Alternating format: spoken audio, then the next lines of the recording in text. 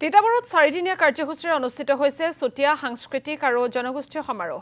জালুকনীবাৰীৰ বীৰপাল ক্ষেত্ৰত অনুষ্ঠিত হৈছে চুতীয়া সাংস্কৃতিক আৰু জনগোষ্ঠীয় সমাৰোহ। সদৌ চুতীয়া জাতি সন্মিলন অসমৰ ঐত্যকত আৰু চুতীয়া উন্নয়ন পৰিষদৰ ব্যৱস্থাপনাত অনুষ্ঠিত হৈছে এই সমাৰোহ।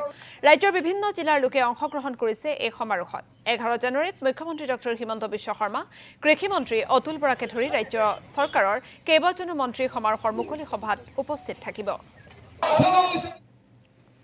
এই সমাৰোহৰ মাধ্যমেৰে আমাৰ সংস্কৃতি আদান প্ৰদান কৰি তেখেতলোকৰ সংস্কৃতিবিলাক আমি গ্ৰহণ কৰি আমাৰ অসমীয়া জাতিটোৰ আৰু আমি চহকী কৰিবৰ কাৰণে আমি প্ৰয়াস কৰিছোঁ আৰু আমাৰ মিলা সম্প্ৰীতিৰ এনাজৰীডাল যেন আৰু কটকটীয়া হয় তাৰ ব্যৱস্থাৰ কাৰণে এই সমাৰোহখনে আমি অনুষ্ঠিত কৰিছোঁ।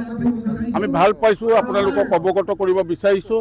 আমি বহু ভাগে প্ৰতাৰিত হৈছোঁ সঁচা, কিন্তু এই প্ৰতাৰিত হোৱা জাতিটোৱে একত্ৰিত হৈছোঁ, সিঁচৰিত হৈ থকা জাতিটোৱে একত্ৰিত সংঘবদ্ধ হৈছোঁ আৰু আমি চৰকাৰৰ ওচৰতে হওক, অন্যান্য জাতি জনগোষ্ঠীৰ ওচৰতে হওক, আমাৰ কথাবিলাক আমি প্ৰকাশ কৰিবৰ কাৰণে সুযোগ লৈছোঁ। আপোনালোকৰ মাধ্যমেদি আমি জনজাতিকৰণৰ কাৰণে আন্দোলন কৰিছিলোঁ। জনজাতিকৰণ যিয়ে বা নহওক কিয়, কিন্তু সাংস্কৃতিকভাৱে আমি যদি লাভৱান চহকী হওঁ, সকলোৰে লগত অলপ সম্প্ৰীতিৰে থাকিব পাৰোঁ, তেতিয়া আমি বেছি সুখেৰে অসমবাসীৰ লগত আমি